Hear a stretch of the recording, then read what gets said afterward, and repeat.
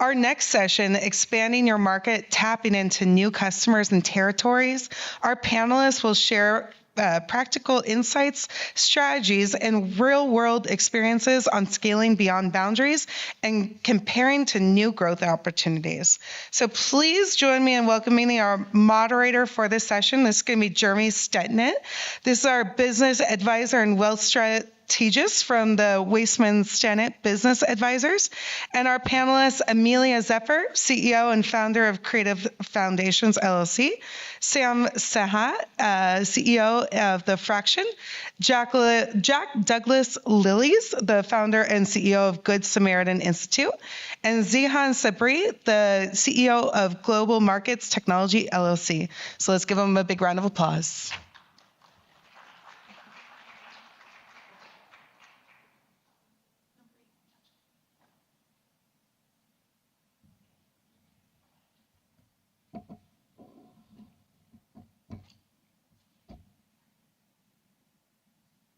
Morning. Are we up? Check one. Number 8. Oh.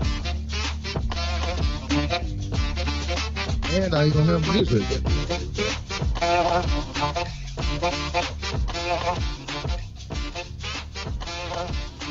I hope I have some panelists here. If not, this will turn into a wonderful keynote about my hair. Awesome. Thank you. Please come on over.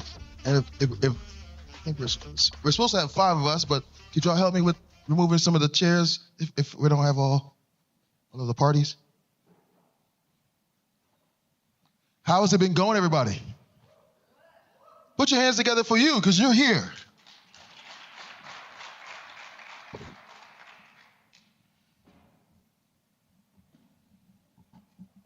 It's really good to see familiar faces in the room as well, right? It's always good to go somewhere far away, and then you realize, wow, there's people I know here.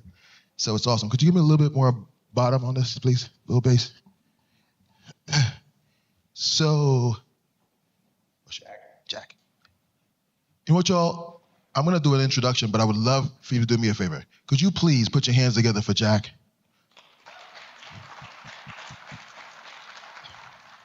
My friend Barry was up here, and I was sitting there going, oh my God, Barry is like super uber prepared. He's like saying some really good stuff. I'm like, man, this is great.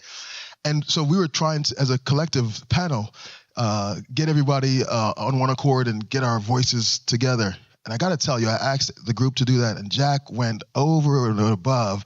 So I feel so happy because I have lots of material to talk with you all about today. So we're going to dive in. Our segment, Expanding Your Market, Tapping into New Customers and Territories.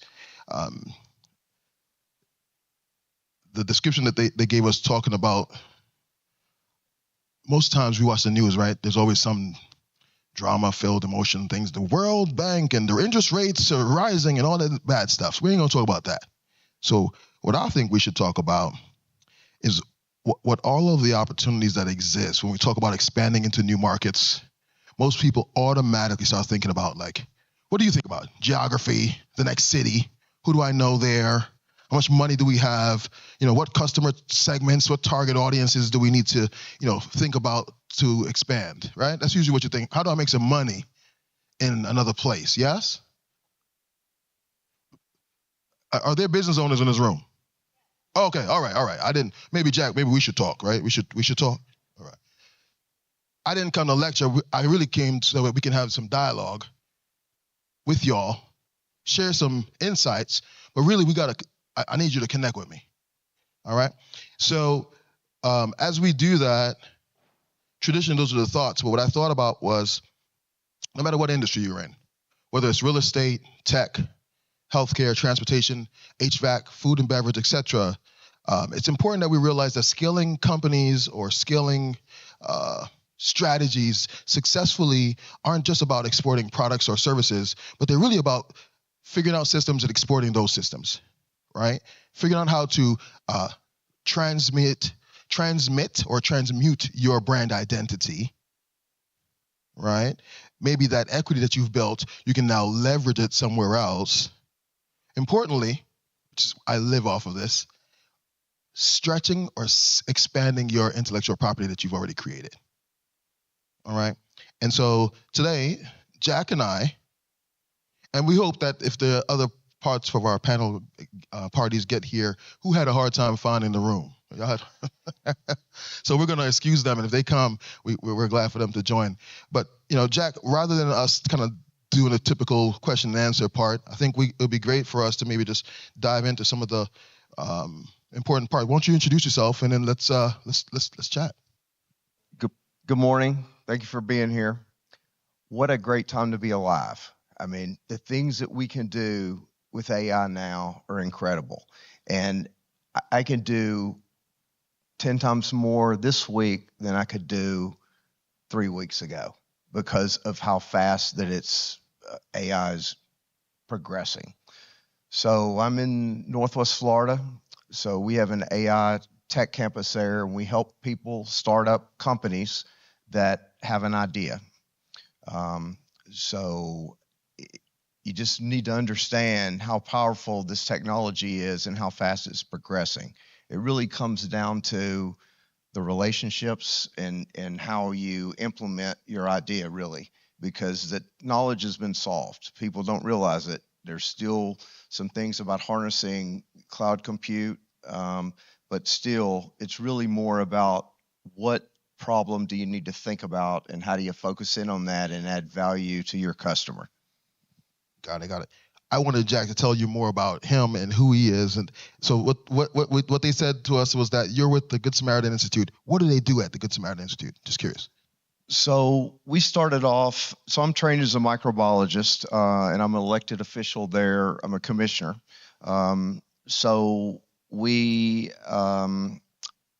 I have done a lot of different things like most everybody else in this room. But originally Good Samaritan Institute started off as a project for the American Association of Cancer Researchers. I had 65,000 cancer researchers together, and we were trying to figure out how to find patterns. And this was back in 2002 when we started. And we were able to do it based on the tools that we had at the time, but it was much less advanced than what we have right now. So that's kind of, we've got different verticals that we work in. I really wanted to focus more on what you guys should be thinking about than what it was that I have done, but I'm a builder and do a lot of different things. So well, I think the reason why I asked about that is a subject like this really depends on what industry you're in, what challenges you're currently having. And so if you can't really understand that framework, then giving you ideas may not even matter. So maybe we should really turn this into a seminar on kind of like what's in the room and what are some good opportunities. Would you all agree that some of these talking points as it pertains to brand equity, how do you translate it across into different audiences, is important in expansion, right? Would you agree that if we were to figure out how do you build a system, so you're doing one process now for sales, right? How do you now change that if you're going to go to a different market? But if you're in construction, so maybe we can kind of get an idea of what's in the room, and then now I can really speak, and we can share. Jack started out with AI, right? So maybe we can speak some real practical how-tos implementing strategies today versus talking at you. Absolutely. Oh, thank you. So systems, when I refer to systems, we talk about strategies and processes that you put in place to operate your day-to-day business, right? So if you're selling products or a service, right? There's a process for you to share your information to your target audience, whether that's, okay, I send out emails to my email list, and I put links in there, and when I click the link and someone buys, how do I deliver the product that they get, right? So those are systems and processes. So the question becomes, if you're going to expand into another place, it's something real simple, right? If you're going to expand into another market, what does that look like for delivering that same product or service in a basic sense? If you're running an organization that's more healthcare, where there's a lot of different mechanisms happening, how do you hear what's happening on your front line, and then how do you create changes or implementation for those things. So just what is your procedure for doing A, B, C, or D in your organization? Yes, ma'am.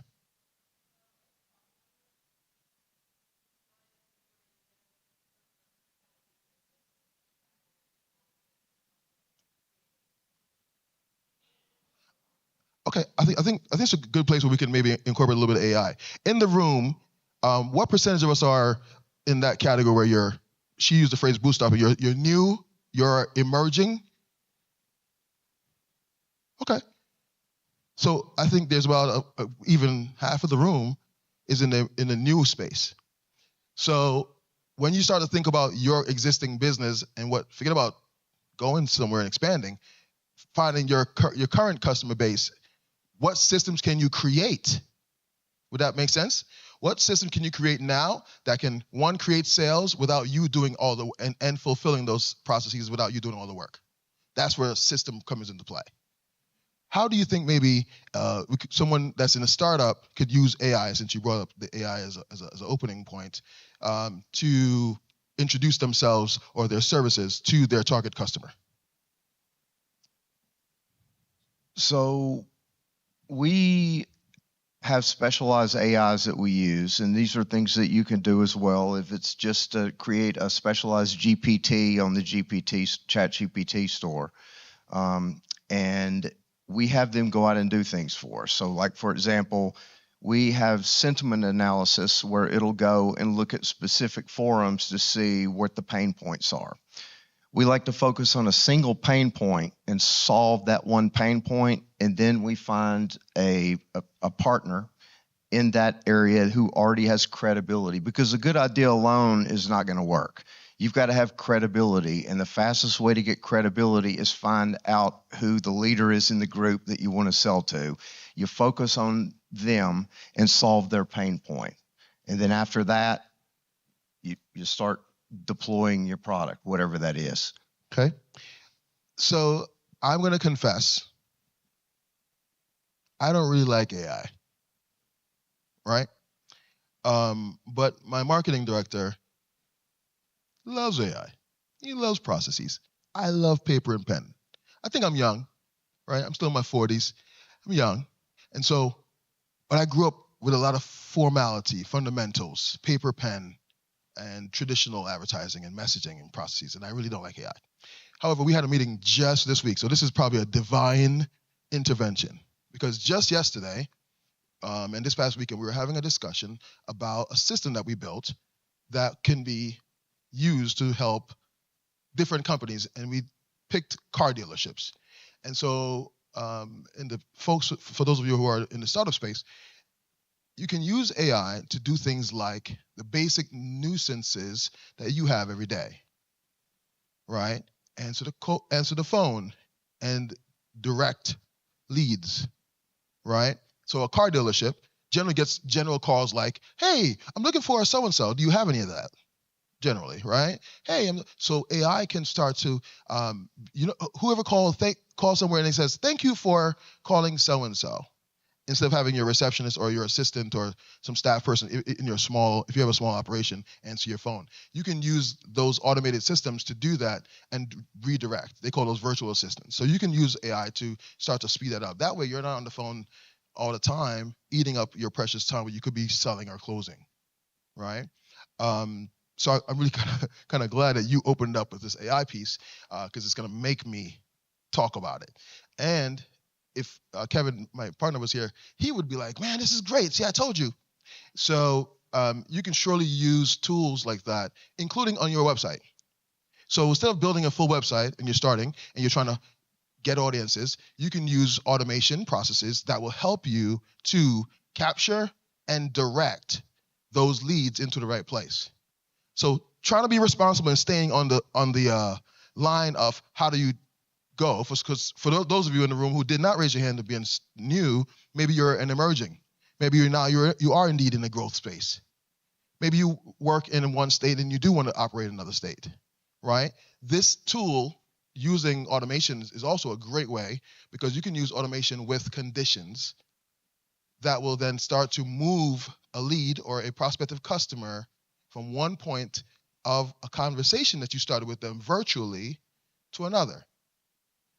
Doing that will help keep your time free, but also qualify leads. And so that will help you. Because I'm big on intellectual property, let's talk about if you were in one state and you want to start operating in another state. Any businesses here that may be in that criteria? Okay, got a couple of people, right? So if you're in one state and you want to move to another state, and I want you to think about how your AI tools can maybe assist in this strategy as well. One of the things you can do is you can do what we call licensing. Most of you see franchises and you only think of franchises as a tool to grow businesses. But behind the relationship between franchises is the fundamental licensing relationship. How many people know that every part of your business that you've created is protectable? I'm glad that 99% of you did not know that. Oh, 98% of you did not know that. So three general ways for protecting any kind of business, right? Copyright registration, trademark registration, and then patents, which has some form of process. And so the gentleman back there asked me to elaborate on systems.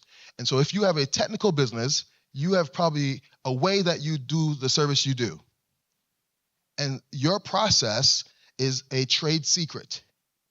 Is there anyone here that if in your processing of your work, the way that you do it, if someone else, a competitor, knows how you do what you do, they could actually take your business and run? Is anybody fit in that? There's a few, right? And so what you don't realize is that's protectable. If you actually package that up and go into the next state, or went to someone that's in another territory of your current marketplace, you would be able to sell that or license it, and that's still expansion because under your brand, under your business enterprise. Expansion using your brand equity as well as your process, as an example. Any thoughts on how you could use AI in that way? Yes, it is important to stay on brand, and that's one thing that AI can do for you is once you've established your brand, it will remember it if you ask it to remember it. So those are skills that you create. In your domain knowledge, you can embed that in the AI so that it remembers to do it the way that you want it, your process, that way every time. So I want to make a comment about SEO, just straight up websites. So now a lot of people are using like ChatGPT, for example, to find a business. Well, they're not using traditional SEO. They're using GEO, generative engine optimization. So you've got to have things on your website that the AIs can find so that they know who you are and what it is that you do. A big thing now with this new world of AI, people doubt things more than ever before. So they don't know what's real and what's not real. And so the credibility is very important. So they're looking for credibility signals on your website. So if you've been quoted in a newspaper or a local newscast or something like that, you want to have that embedded in your site. So you've got these trust links that go back so that AI will be much more likely to surface your solution when somebody's looking for that. And that's just one example of something that's changed that really was not a big issue, a year ago, but it is now. So it's like, how do you get found by AI? And so that's something that you can use AI to embed that more on the back end of your site. And have it structured in atomic blocks. So it's like question, answer with trust signals embedded across the site. Awesome. Thank you. Yeah, of course. I do. But you want layers Use of your mic. information. But you want layers of information. You don't want it to be overwhelming because you want people to be able to find things if they want to find them, but you live and breathe your business. Other people don't. They just look at it and give me a quick answer. Site needs to load fast. It's got to be real, and then I get what I need. But have those links embedded in layers so that it can be go back and see that you've got those trust signals embedded in your business, that you've done what it is that you say you know how to do.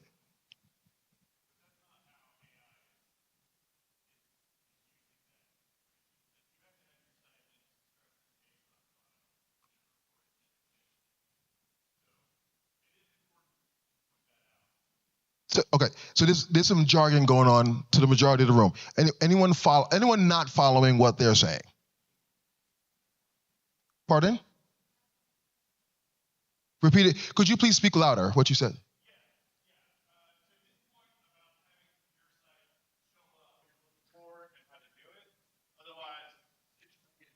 Why don't we do this? Why don't we formalize this? What's your name?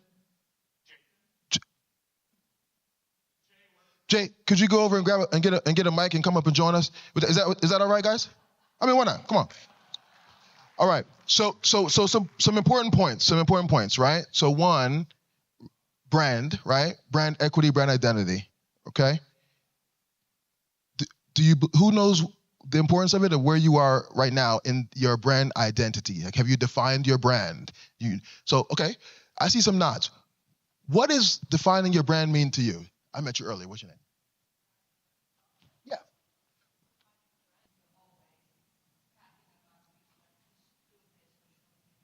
Okay. Hold that thought.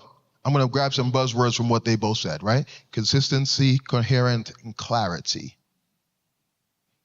The USPTO, the government office in the United States that decides whether or not they will approve your application for a trademark, right, looks for consistency, coherence, and clarity.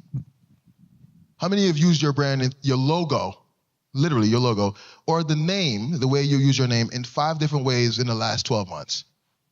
She's so honest. God bless y'all for being honest. We're going to deliver y'all today, right? The gentleman over there talked about faith. So you will, if they will literally go out and search and look when you submit your application for your trademark, and to see if it's coherent, consistent, and clear. Because you want, when you go to the other territory, that they recognize you easily. I mean, progressive is progressive everywhere, yeah? Mm-hmm. Right? And so it's important that the 3 C's be implemented there. In addition to that, if we're talking about growth or expansion into another territory and being able to sell, have you ever had a conversation with a salesperson and whatever they're saying, they have not made the buck for you to say yes to buy? And so you look at them and go, why are you still talking? In your mind, right? You said it in your mind. So if you want to sell or convince someone else to license, to pay you, right? Ways that you can make money in expansion, pay you for the use of your license, right? Through a license, use of your brand through a license, then you need to be consistent, you need to be coherent and clear. The intellectual property registration is the process for you to get ready to package your value. Package your value. How have you worked with IP in your work in helping companies brand and scale? Talk a little bit about what your understanding of how packaging your value means to a business or a brand. On my end, it's... Oh, wait, I'm sorry. Introduce yourself again. Sorry. Jathan Elam. I run a company called Jointly. It's a design and engineering firm that works almost exclusively with startups, mostly through VCs and equity partners, but almost anybody though, really. For us, it's vital. And for those clientele, it's almost more important than the idea that they have in some cases. In our scenario, what happens is the relationship that we have with a venture capital partner, they'll find a company that they like, that they think has a great idea. They'll give them seed money, so not millions, but just enough to get going. And then I'll get a text message says, here's the next people I need you to clean up. And that's exactly what I'm doing. They're like, we need you to fix this broken car. And it feels a lot like if you've ever seen one of those restoration shows, there's a amazingly beautiful car under there. It's going to take a minute. But a lot of what we do is build systems from the very ground up, based solely on the design and direction that we know the business is going in. I have to know what their target market is. If they don't know it very well, we'll help find it. You're saying a lot, so I'm gonna dissect a little bit, okay? Yeah. Tracking with them. Anyone going, man? Do I need a system or a better system? Yeah. In all of your work that you have, I can only lead if you respond, right? It's like church. You gotta, right? And I want to be effective. I just assume everybody's raising their hand and just move on. I want maybe not be best. I want to use the time effectively. I mean, what's the point? We flew here, staying here. Let's get this thing in, right? Rather than us be talking heads. Let's let this literally be a seminar for your infrastructure. If you don't agree, then you can, everybody agree? All right, good, thank you. All right, I need permission to move forward. So I want to tell you a story really quickly. I'm staying on here. He said a few things, so I think I should tell you a story. I think stories help, right? So there's a relationship. So a part of our work, I'm blessed because this kind of work allows me to dance in so many spaces. I'm never bored. You saw my video? Music, fashion, film, food, the list goes on. So we're never bored. We're always having new challenges to work because the same process that he's talking about, we do on the front end. If my partner was here, one of the things that she would talk about is those three words. I'm going to be very proud. You two ladies, I'm going to pay you a licensing fee for the use of consistent, clarity, because she says this all the time. I just need to learn it, right? So here's a story about a music artist who was no name, just a guy who's writing songs, and he just happens to be a friend of a friend that knows Magic Johnson's production guy. And so they're in film, they're doing their thing, and so he tells his friend about what the song he has, and he just happens to know that they need a song in the same kind of language. This is in the space of what we call sync licensing, okay? And so this kid is like, right? I mean, you get a deal. You're literally about to get the deal of your life to change your life. It's one of those moments. And they speeding up the story, they've got together, they're out the production company, and they're sitting at a table. And they sit at round tables because it kind of changes the dynamic and allows people to feel free and share. So if you're at a conference room in your office, consider changing it to a round table so people can feel safe and comfortable sharing. And the reason why they do that is because they start to ask things like, what company are you, what PRO did you register with? PRO is the publishing registration company, that organization that exists that documents the spins, the plays of the music when it's played, whether it's played on TV or radio or online, etc. And so in that process, the young man is like, and the more questions they ask about registration, the more he shrugged in his seat. And before the conversation is over, the dude is like a foot shorter. And so, again, I'm hearing the story of, second place, but literally my colleague was like, he was halfway down the seat because he's so embarrassed and he can't run away, but he doesn't know what to say. And so what they did end up doing, what's your first name again? Jathan. They found a Jathan. And they literally went through for this, because the music was right, and they literally went through and they registered the copyright for him. And they helped him to get his PRO, which you don't hear that. So we should probably feel really good, put our hands together that they did the right thing, right? But the premise here is that if you have your systems in place, if you get the foundation done properly, now that song was in that film, and for life, this young man and his family is collecting a royalty for as long as they played it. Now it's actually on Hulu and on one of those other streaming platforms that's pretty. What's that? Spotify? No, the movie. So it was used in a film. Oh. So Netflix. There. So that may only be in the music and film industry, but the point that we're making here is if you don't have your systems, your brand protected, well, first, consistent, protected, then how can you expect to grow and scale? Right? Good points? Yeah, excellent. Yes. And from us, it starts with brand first, right? Some of them already have brands, most of them are awful. And that's not because that they're not good at it. That just, at the evolution of a business, right? Like you just get what you can get and you get moving, right? Like, and that's all you can do. And, then there's nothing wrong with that. That's just the evolution of, I need something to get started. This looks like it works and speaks to me. I'm going to move forward. until they run into us. And then we sometimes use that. We'll try to use whatever essence of that we can to help express who they are. Other times they're like, yeah, that means nothing to me. Jettison that. Let's move on. In going back to the topic of AI and where you jumped in, there was a lot of technical jargon being spit out. I want to maybe go back to that for everyone to benefit, because I think I would need to add this too that they're talking about. Although I must tell you that my company has come up in AI searches on its own, so I might not need this thing that they're talking about, right?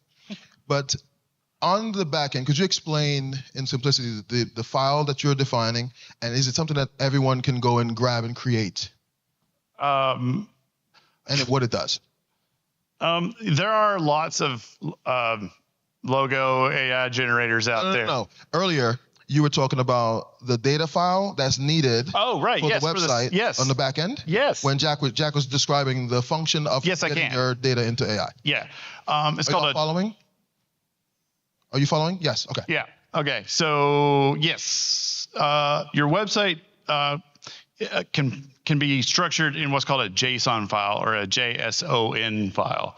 Basically, it's just a text, structuring of everything on screen. So that way, AI can then ingest what's happening there and then basically serve it back up to you when you do like a basic search. There are some platforms that will structure this using AI on the platform for you after you build it. Webflow is one of those. There are plenty of these. We're Webflow partners, so I love the fact that I hit a button and it just happens. But I think the benefit though is that there's literally a file, and the majority of people here may not have a AI generated file website. You may have a static HTML based website, or you're using one of those other platforms. Yes, and that is okay. If you do, there are things out there where you can run your site through it and it will squirt that out, right? You're good to go. What's an example of a thing that can run? I don't know. Okay. I don't have it off the top of my head. I don't use them, but they are there. So the premise is that it's important to create a JSON. The file. JSON. That's what it's called. JSON file. JSON file. So make notes. A JSON file that will literally collect the information. Now, here's what I will say. In the premise of brand positioning, so that you can scale when people are doing research when you're asking an AI bot to go get information and provide it to you, it would mean that you would need to provide some kind of factual data point in your site that is collecting. Would that make sense? So gone are the days, can you say, the about page. It's more about material that will give someone action items. Right? That will give someone fact-based points. Because when you're searching in AI, you're telling it to do something for you, yeah? So you want to be able to put on your website articles with fact-based guidance.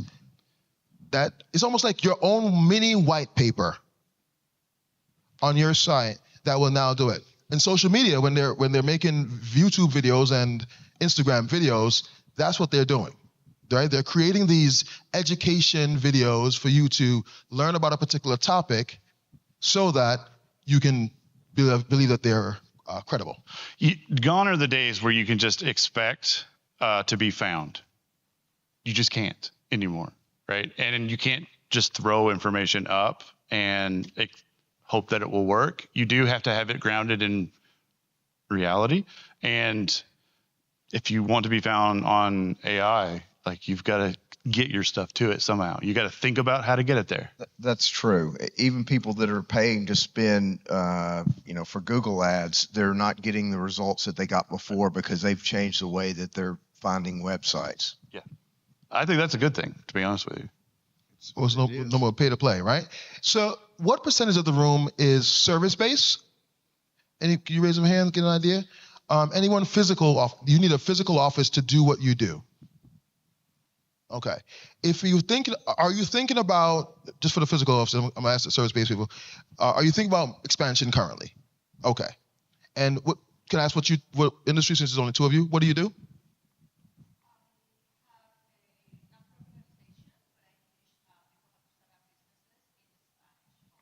Ooh, we like you. Okay.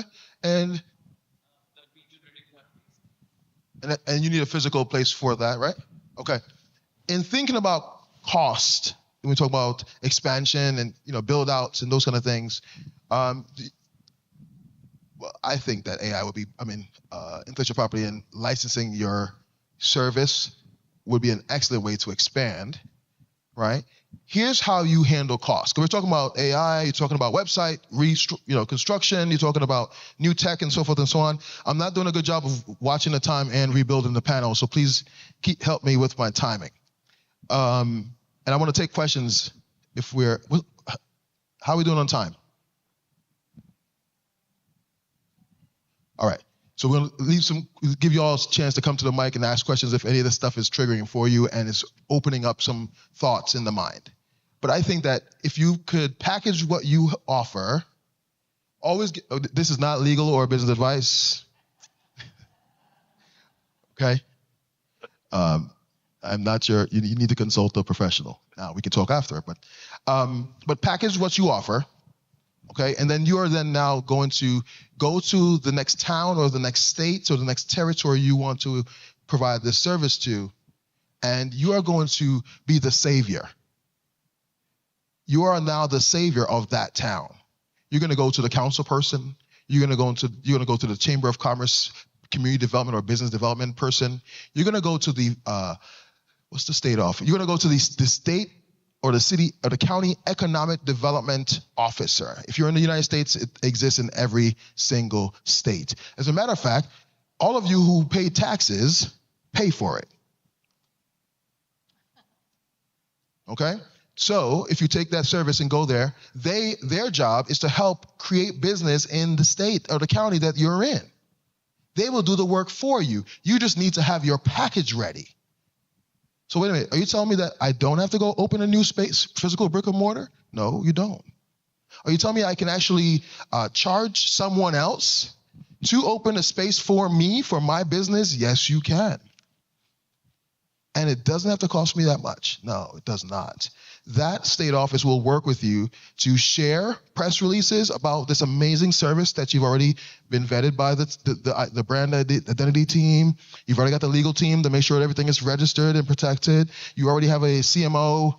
Where's the CMO? You got the CMO helping you getting everything right so that you can be effective in the sale closing. Yes. I love amens. Right? Thank you so much for sharing. Yes. Excellent. I think we've done a good job, yeah? Anyone have questions? Has this brought up any questions or thoughts for you on how you can use these strategies in your business today? Use the time wisely. We have a few more minutes. Service, all the service providers. Oh, yeah, go ahead. With it either. Use your mic. I wouldn't eliminate, you'd still need to work on SEO. But I wouldn't spend as much time with backlinks as you have before and those kinds of things, traditional SEO, because it's less effective. I would spend more time on, again, the credibility signals. If you've got something you could ground to a local newspaper that you did, and if you hadn't done something, then volunteer to give a talk at the community center and make sure the newspaper knows about it, and then put that on your website. And that's the kind of things that'll get you shown. And I wanted to make one other comment as far as adding values to your potential customers. You can create interactive calculators on your site to help somebody and just do it for free. Because when you do that, then they will recommend it to their friends. And then if you have it set up properly, it'll go into your sales funnel in a spreadsheet, and then you'll have a way to contact them and, get a new customer. Yeah, I would agree with that. Testimonials is another really good one, which has always been very positive, but now so more than ever. And again, I wouldn't discount doing SEO, but you don't have to lean into it to the point where you're like overloading your site with way too many additional components in order to play it up. And it works better if the testimonials are actually tied into another site. For example, we've got a venue site called Point Preserve.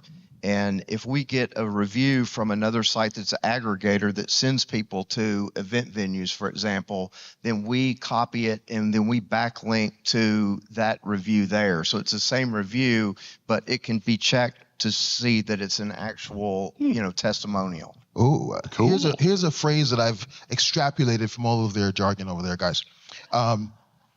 Expansion isn't about where you go. It's what you bring with you, is what I'm hearing, right? Is what you've taken from your product, the good stuff. And how do you even use it? Whether it's be on the back end, man, that JFile thing is really JSON file? The JSON file, that's powerful. I believe it's important for you to really figure out how to summarize and rewrite your current content that's on your website, right? It's not really listing your services. It's restructuring the outcome of what people get when they do the thing that you do, when they use your service for the thing that you offer. Y'all tracking? So now, as you move into new markets, as you send new correspondence, as you reach those different places, you actually have these outcome-oriented messaging. I love what he just said. I think y'all missed it. He said, create a calculator. Now, who thought in your mind when he said create a calculator, I don't have a business that can calculate that? Who's thought that?